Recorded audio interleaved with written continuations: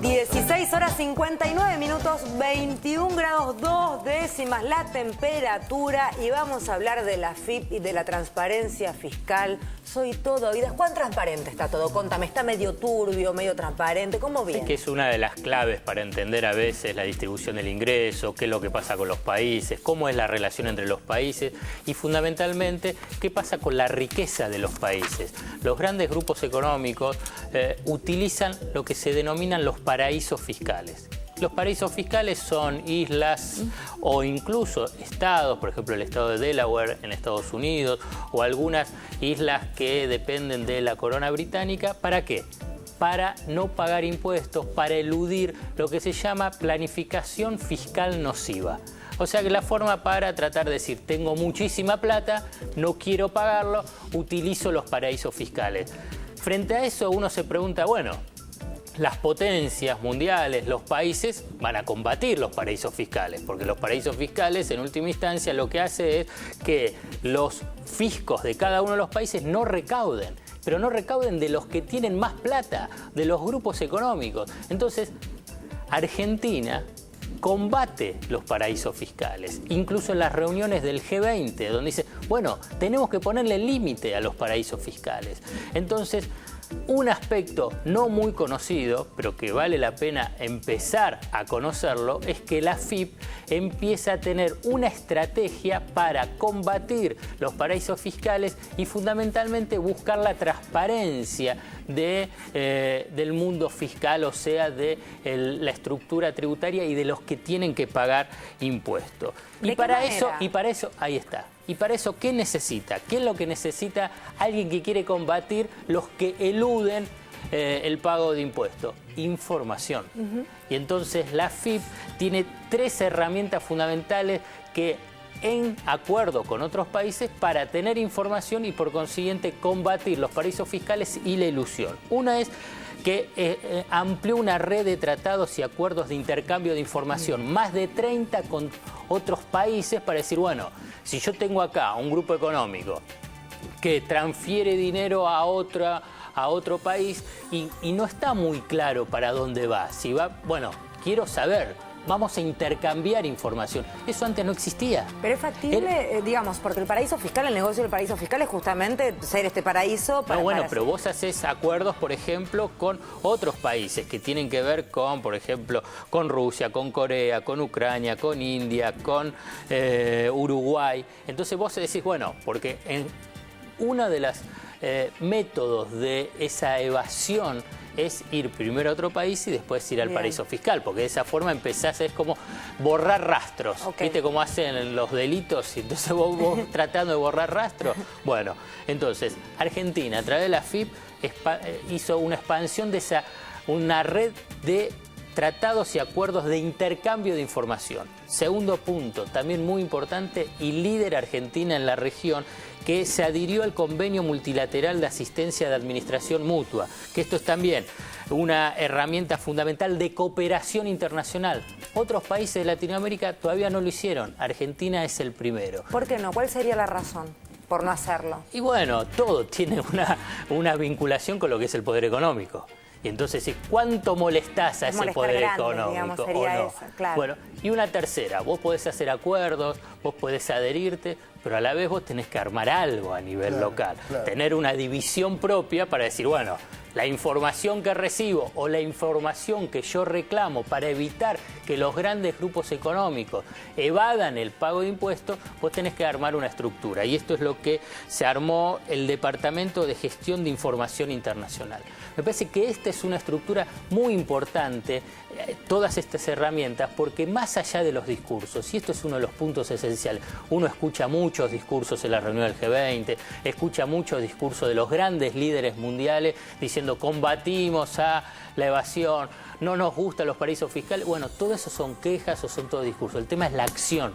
La acción es decir, bueno, voy a tomar medidas. Y me parece que esto es un cuadro de situación que se da en Argentina, no muy conocido, pero que me parece muy relevante que empiece a difundirse públicamente. Qué suerte que te tenemos para que nos expliques tan bien todo este derrotero, que yo mientras él explicó esa es la cantidad de cosas que hacen y yo acá, pensando, viste, no sabiendo qué hacer con el dinero, más que será un plazo fijo, dice una. Claro, en fin, más que eso uno no llega, ¿no? Y después uno escucha a los derroteros. ¿Cuánto esfuerzo se hace también? Porque es un gran trabajo también, ¿no? Sí, bueno, pero estás hablando de millones y millones de pesos, de grandes grupos económicos que tienen grandes estudios contables y jurídicos precisamente para eso. Para que pagar menos impuestos. Yo le mando un beso a Leonor, mi contadora, que es amorosa y que me pasa cuando tengo los vencimientos. Cariño enorme. Vamos ahora a hablar de un tema que particularmente a mí me indignaba cuando lo leía, cuando Mariana ayer lo traía un poco a cuento porque recién estaba conociéndose a través de un cable. Hoy es titular de prácticamente todos los medios de comunicación y tiene que ver con Salta y la justificación por el abuso de una nena de 9 años en el eje de la polémica, básicamente porque dicen que por su cuerpo es lógico que hayan abusado de ella. ¿Es algo así? Algo así, es un escándalo en la justicia de Salta a partir de un dictamen que surge del Centro de Investigaciones Fiscales que pertenece al Ministerio Público Fiscal. Hay un caso, un papá denuncia, ahí tenemos el informe donde aparecen este concepto que estaba contando Fede. A ver, vamos a dar el contexto, ¿no? Hay un papá que denuncia el año pasado, en octubre del año pasado, que su nena de 9 años era manoseada por el chofer del microescolar en el que la trasladaba a la escuela. Hace la denuncia, este señor la hacía parar al lado y cuando se levantaba, bueno, la toqueteaba, le tocaba el pecho, la cola. A partir de esta denuncia se presenta otro papá contando exactamente lo mismo. Se abre una causa judicial por abuso sexual. De hecho, ya la fiscal pide la elevación a juicio y se pide esta pericia. Ahora, esta pericia, y hay varias cosas graves para señalar. Primero, la hacen 2 investigadores de este cuerpo Centro de Investigaciones Fiscales, que no son psicólogos, peritos psicólogos. Y está repleto de prejuicios machistas en relación a lo que es la violencia hacia las mujeres. Textualmente dice, entre otras cosas, que esta nena de 9 años tiene un cuerpo desarrollado que puede llegar a ser objeto de deseo. Es decir, hay una responsabilidad de la víctima frente a la actitud. 2 investigadores, pero lo más grave, ¿sabes qué? Es que lleva la firma de la titular de este cuerpo, que se llama, y vamos a decirlo bien, Gabriela Boabse, que sabés que es candidata del gobernador Juan Manuel Urtubey, del gobernador de Salta, a ocupar el cargo de fiscal general. Ahí estamos viendo justamente la firma y abajo el sellito donde se lee claramente lo que Mariana estaba diciendo. Digo, esto hay que señalarlo porque en estos momentos es candidata esta mujer que avala este informe por parte del gobernador de Salta, Juan Manuel Urtubey, a ocupar el cargo de fiscal general, o sea, la máxima fiscal de la provincia. Ahora, quiero retomar un poco este concepto que aparece acá, porque no es la primera vez que se responsabiliza a las víctimas de delitos contra la integridad sexual de ese mismo hecho. ¿Cuántas veces han escuchado y esa pollerita que tenía una pollerita corta, o mirá con el escote que andás por la calle?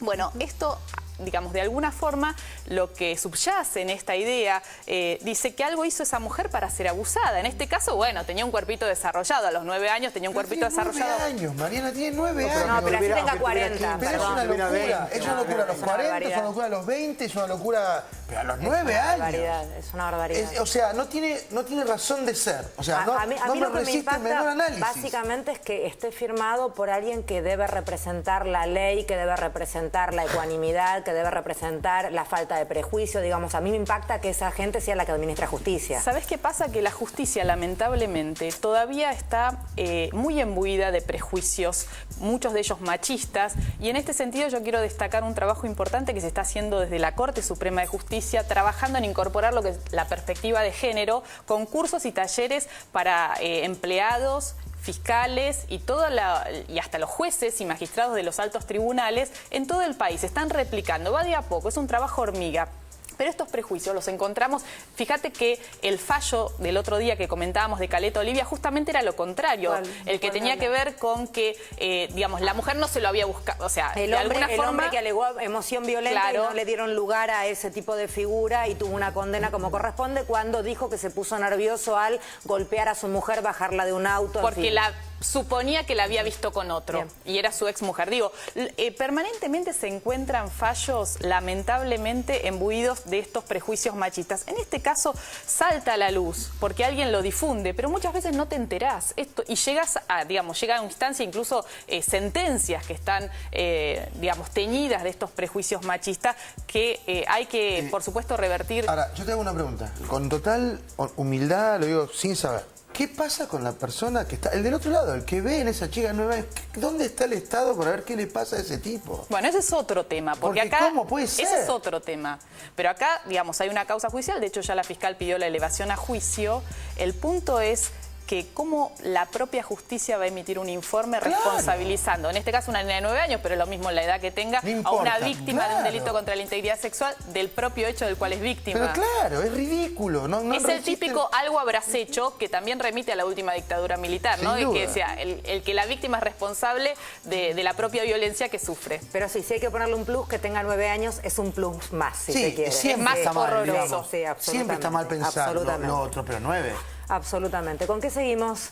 Bueno, hablábamos justamente de, Mariana traía a cuento un poco el parangón, el paralelo con la dictadura y tenemos que dar cuenta, Osvaldo te va a contar puntualmente, ¿quién era Albano Arguindegui, Osvaldo? A ver, la muerte no dignifica nada.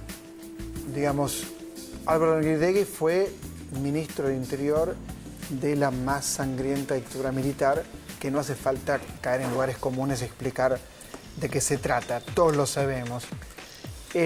Trató durante mucho tiempo y lo logró de zafar de la justicia, pero le llegó en los últimos años, después de haber pasado haber sido beneficiado por indultos, le llegó la justicia y fue acusado de delitos de lesa humanidad. Uno se pregunta qué significa esta noticia. Nada, no significa nada, significa un represor menos, un genocida menos. A mí personalmente, la verdad que no puedo ocultarlo, no me provoca ninguna pena ni ninguna reflexión profunda. Simplemente fue alguien que tenía tanto poder sobre el territorio argentino como ministro del Interior que ordenaba matar, secuestrar, torturar, todo lo que estos señores han hecho. A los 85 años murió en una prisión domiciliaria que obviamente es mucho más cómodo y agradable que morir en los campos de concentración que ellos supieron crear y donde murieron tantos compañeros y tanta gente joven, ¿no es cierto? Así que nada, murió, chau, se terminó Arguindegui, la justicia llegó tarde, pero llegó, finalmente llegó, y no es poco, ¿no? Digamos que llegue aunque tenga 95 años, no 85. Uno menos, señores. Tenemos que ir a un corte. En el bloque que viene estamos hablando, hoy está medio atravesado como por la misma línea el programa, porque Martín te va a estar contando la polémica suscitada a partir del prólogo firmado o no por Ernesto Sábato en este documento, el Nunca Más, que marcó sí un momento histórico para todos los argentinos. Así que vamos a estar hablando de la polémica suscitada a través de una editorial escrita por Magdalena Ruiz Guiñazú en el diario La Nación. Además, Mercado de Capitales, un informe, el Alfred te va a explicar exactamente de qué se trata después de ver el informe. Todo esto y mucho más después del corte.